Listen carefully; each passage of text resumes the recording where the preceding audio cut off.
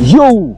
What is good? Welcome back to Josh on Point mga pare. Kumusta yung lahat, no? So, ang pag-uusapan natin ngayon, no? Medyo baduy sa painggan, pero paano nga ba maging matikas? Paano maging maangas? Okay? So, ready ka na? Gusto mo nang malaman to, no? Hit mo na yung like button, share mo na rin, and let's go! Bad boy, shake a la kill, ako 10 toes down. So nakikita ninyo, nasa labas na naman tayo ng kwarto. Okay? So isinasabay ko lang yung paggagawa ko ng content, no, habang nagra-ride kami ni Monching, yung kilala nyo na yan. And, so yun pare, nung sinasabay lang namin para, alam mo yun, nag-enjoy na kami at the same time nagawa tayo ng content, no. So yeah pare, yun yung pag-uusapan natin ngayon. Kasi may nagtanong sa akin, no, may nag-chat sa akin na follower, subscriber ko na mamaya babasahin natin yung chat niya, no. So bago yun, nandito ulit tayo sa, saan ba to? Laurel, ayun, nakalagay doon, no? Laurel, Batangas, pare. Yan, Laurel, Batangas. Kung nakikita ninyo, ito yung lagi naming pinagtatambayan pagka, after namin bumaba ng Tagaytay, ito yung lagi naming pinagtatambayan. Dito muna kami nagpapahinga bago kami umakyat ulit. No? Kasi, kung nakikita ninyo, mahangin, no? Mahangin siya, tapos maaliwalas, no? Maaliwalas, masarap pagtambayan. No? Pag-uusapan natin yan pag-akyat namin ng Tagaytay, no? So, tara.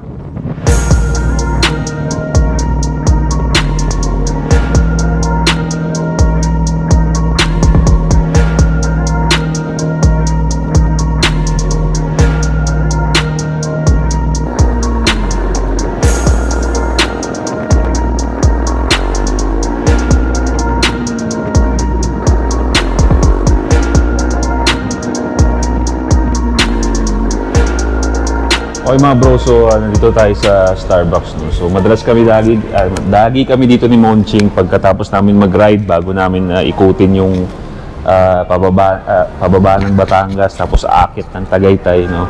After nun tumatambay kami rito para gumawa ng content, no? So again, mga motor natin nandyan, RC390, Bitcoin 401 na lagi nating kasama.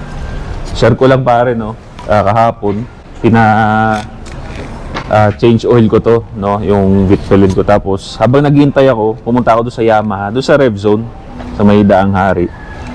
Tinest drive ko yung 900cc, yung MT-09 pare. Pare boy, parang after ko test drive yun, tapos nung nag-ride ulit ako dito sa Vitfelin 401 ko, parang nabitin na ako pare. Puta, parang gusto ko na mag-upgrade agad. Pero hindi pa naman kailangan, no. Okay pa naman to.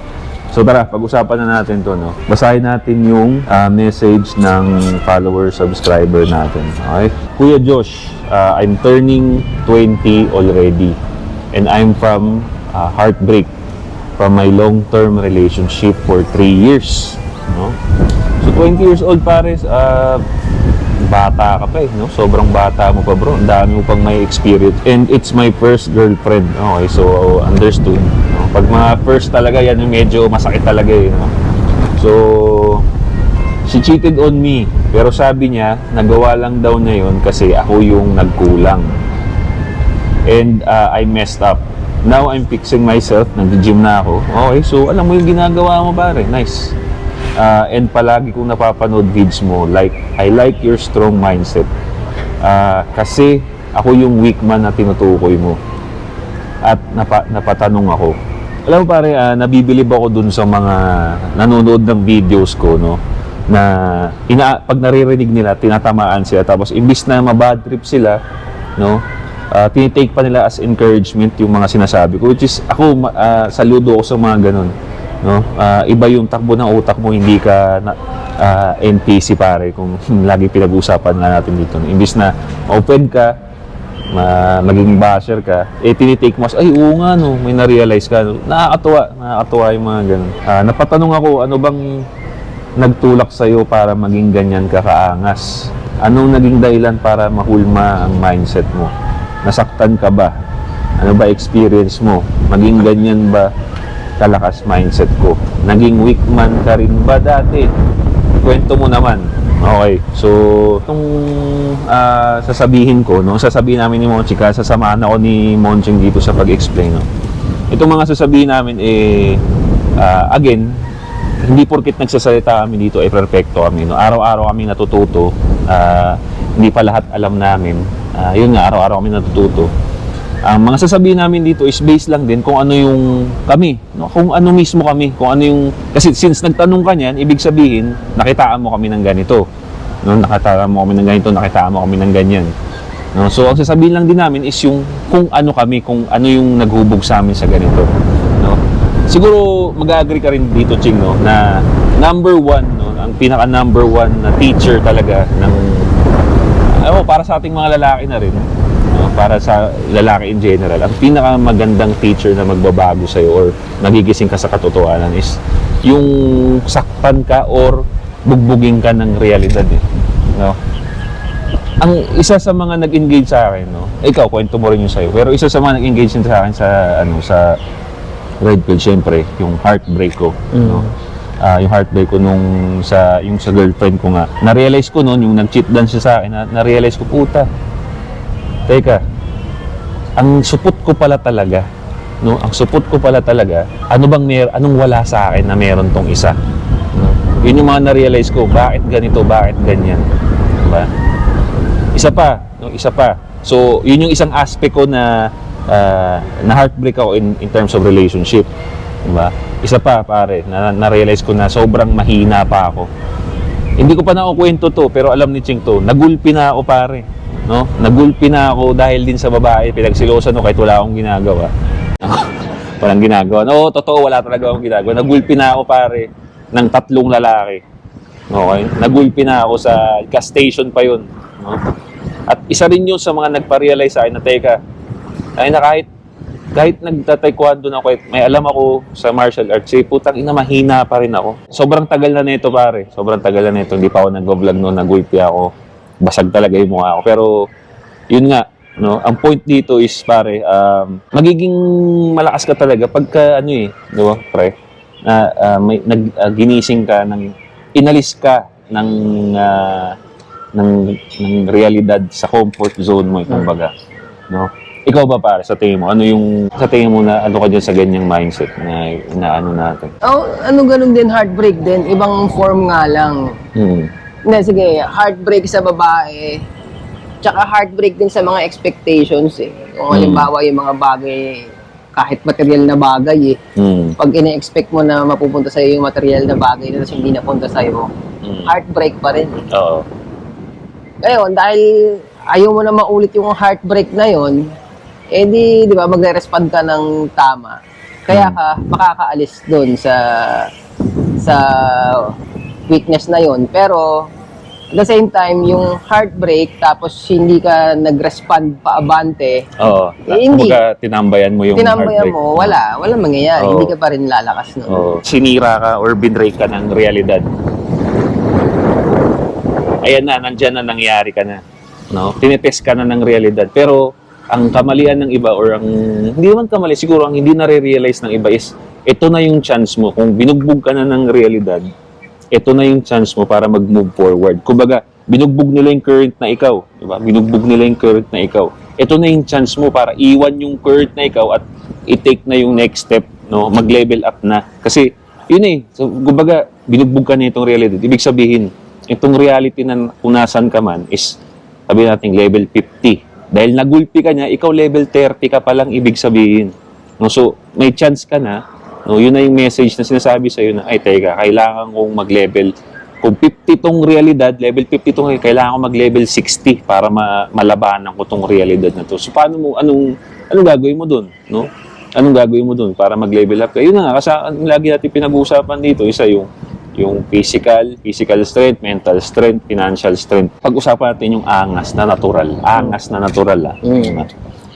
Iba yung angas ng mga taong galing sa hirap, tas yumaman, kaysa sa doon sa mga pinanganak na mayaman na Nakikita mo yun? Napapansin mo ba yun? Anong sa tingin mong napapansin? Ako napapansin ko doon, pare, yung mga galing sa hirap na yumaman.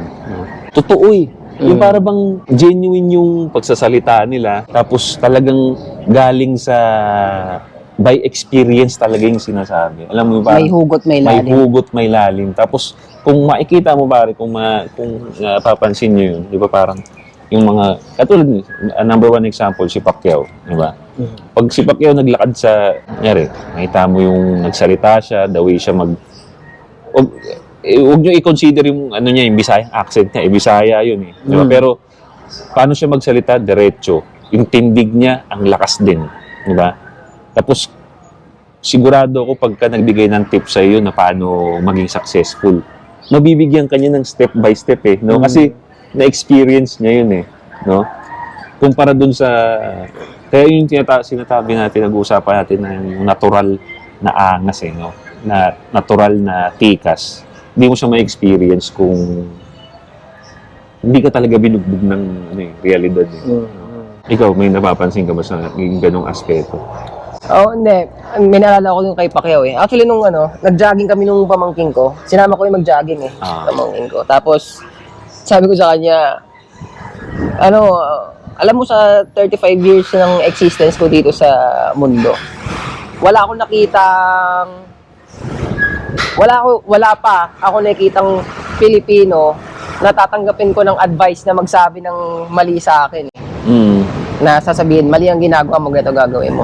Pero sabi ko sa kanya, inisip ko, kanino nga ba? Pagdating dito sa mga Pilipino, kanino lang ako makikinig ng advice? Yung magtuturo sa akin ng success, sasabihin na mali ako at ganito ang gagawin para mag-success. Alam mo, sinabi ko sa kanya, kay Pacquiao lang ako makikinig. Oh, sakto. Hindi natin ito pinag-usapan. Sabi ko, kay Manny Pacquiao lang ako makikinig. Pag sinabi ni Pacquiao na mali daw, sige, tatanggapin ko, oo, susunod na lang ako. Pero the rest, hindi na magbabanggit ng pangalan ng artista.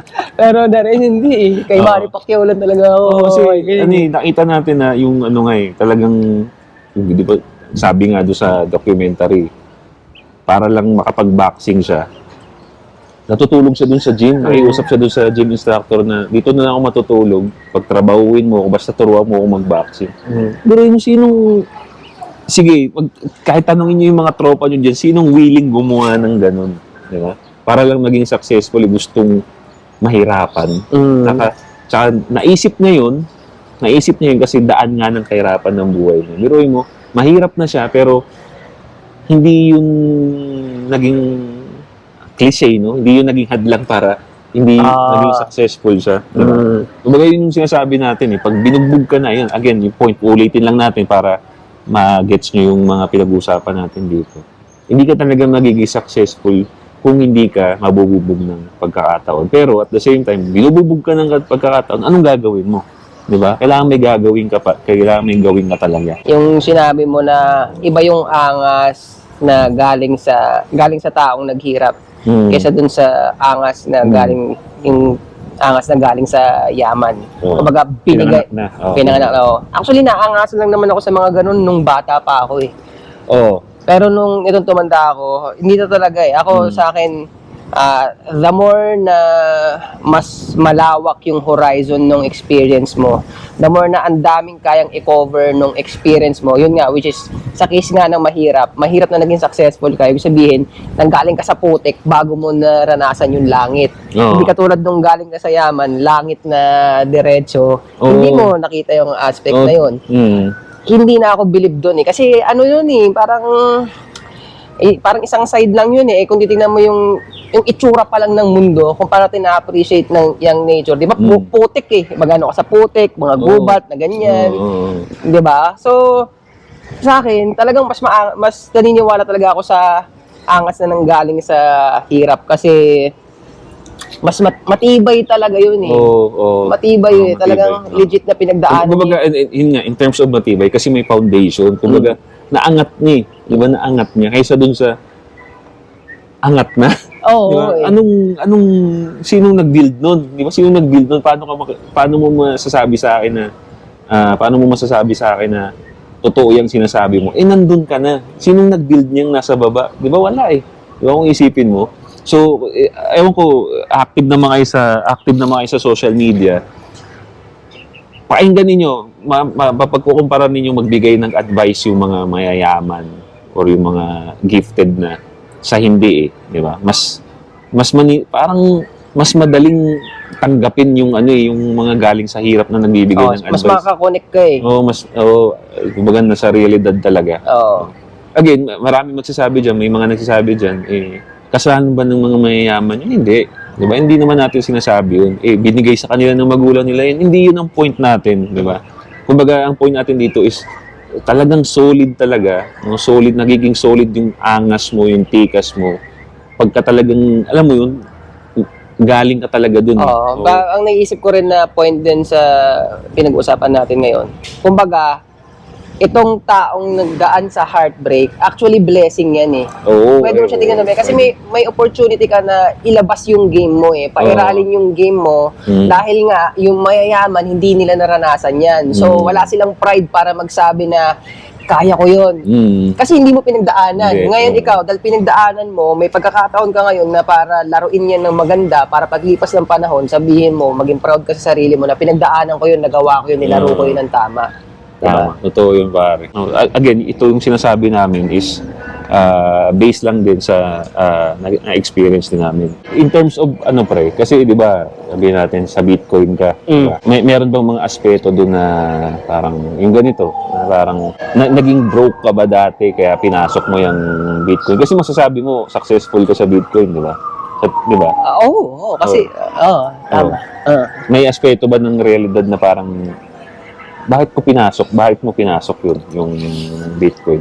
Paano ba? Kasi ito pare, hindi nyo nalalaman, sobrang successful na ito sa Bitcoin. Sobra makasobra naman. Hindi, pero komportable ka na, di ba? Komportable na siya sa Bitcoin, di ba? So, ayun, kasi in terms of financial, ano yan eh, di ba? Parang improvement yan. Bakit mo naisip pumasok dyan? Hindi, sige. Honestly, nag-start ako sa Bitcoin sa mababaw na dahilan lang din. Gusto ko ng pera. Literal lang. Pera. Wala nang iba. Gusto ko ng pera. Tapos actually, natsambahan ko siya eh. So, sinugalan ko siya ito yung klase na sugal na hindi ko na ulit ngayon. Sinugalan ko siya ng basta may sobra sa pera ko, nilalagay ko doon. Tapos nakita kong mag-times 10 yung pera ko. So, kasi, Ano times 10? Laki mo. Oo. So, sabihin natin nga, magano na lang tayo ng ibang figure na lang. So, halimbawa, kung 100,000 nilagay ko, dahil i-times 10 mo yun, nag 1 million yun. So, nakita ko mag 1 million yun. Pero, yun yung pinakamalaking pera at pinakamabilis na nagawa ko sa that time. So, sobrang overwhelmed ako. Ang nangyari naman sa akin, hindi ko alam kung paano i-handle yung ganong klase ng Pera. Oo, hindi ko alam yung ganong klase ng pera. At hindi ko pa rin fully naiintindihan yung game ng investing So, actually, nawala rin yun Talaga? Nawala rin yun. Nawala rin yun. Pero, tinake ko na rin yun as a blessing kasi at least nag-upisa ako na tumodo yung pera ko. Kaya nung panahon na taglugi na, meron akong ipapalugi. Hanggang sa mahinog ako, hanggang mabuo ko yung experience, alam ko na yung approach sa susunod. Ayun. Diba? So, yun yung parang, sabihin natin, bugbog ng realidad na naubos mo Diba? Naubos mo. So, ngayon, alam mo na. Alam ko na. Diba? Yun yung point natin. Kasi nga hanggang ngayon, nandito pa rin ako. Diba? Kasi sinasabi mo nga, komportable na komportable ka na. Komportable ka na sa galaw ng Bitcoin kasi na-fail ka na dun sa una mong sabi, diba? Sa investment mo, diba? So, yun yung pinapoint out natin dito. Again, pare, para maging, itong mga term na ginagamit natin, alam ko, corny, pero kasi ito yung madali nyo magigets, di ba? Para talaga maging matikas, maangas ka sa totoong buhay, kailangan talaga pare. Kung ikaw, sa tingin mo, komportable buhay mo, sabi mo, komportable buhay ko, Diyos ano to parang okay yung pamilya namin, binibilan ako ng kotse, binibilan ako ng motor, lahat ng luho, binibigay ng magulang ko. Pare, yes, sa aspeto ng pera, tsaka material na bagay, sabihin na natin, na-max out mo ng level mo. Pero for sure ako pare sa ibang aspeto ng sa ibang stats mo, mahina ka So pag nararamdaman nyo na ganun, again, maghanap kayo ng something. Kaya sabi ko sa inyo, lagi namin sinasabi sa inyo na nag-explore ka. In layman's term, pahirapan mo yung sarili mo na mag-enjoy ka pa rin, di ba? Para lumabas yung, alam mo, yung pagiging, again, ayoko ng term na to kasi wala akong magamit eh. Yung maangas mo, yung Oo, angas mo, yung tikas mo. Diba? Yan, komportable ka na. Diba? Try mong mag-membership, no? Pahirapan mo siya, mag-gym ka, no? Yung pera mo, pambili mo ng mga protein mo, mga ganun, protein, no? Another thing, may pera ka, di ba? Bili ka ng mga libro, di ba? Para pagpadagdag ng knowledge. Tapos ako, syempre ito, isasabihin ko lang din naman yung ginagawa ko. Mag-enroll ka, magpabugbog ka sa martial arts, di ba? Oo. Tangina, di ba? Titikas ka talaga ng bro, di ba? Sabi, magigising ka dun eh.